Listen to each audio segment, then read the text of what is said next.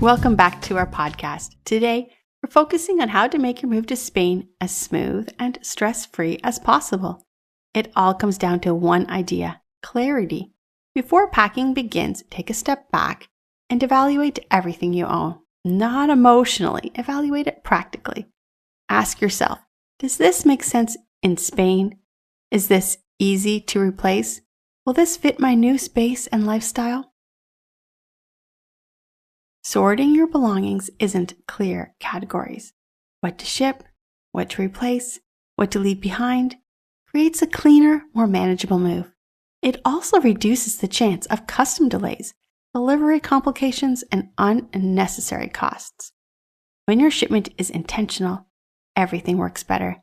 Packing is smoother, documentation is simpler, and delivery is easier.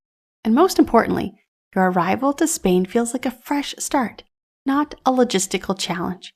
If you're planning a move from America to Spain, this is how the process typically comes together, step by step, with the right preparation and guidance. Are you ready to simplify your move? Visit our website or call 844-651-7050 to start planning your relocation with confidence.